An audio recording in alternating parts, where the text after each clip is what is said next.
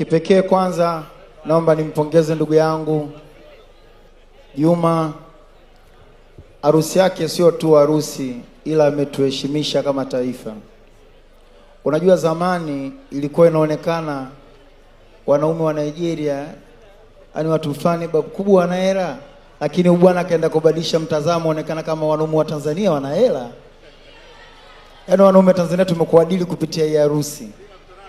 Sasa huyu bwana asingekuwa na ndoa, asingeweka uwekezaji katika ndoa, ina maana tusingeonekana hivyo. Kwa hiyo kitu kimoja tu kimebadilisha mtazamo mzima, na kupongeza sana Jux.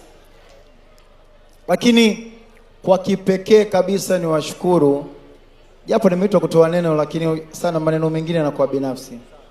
Kuwashukuru vyombo vya habari, lakini Watanzania wenyewe. Hii harusi ya Jux wameibeba kweli kweli.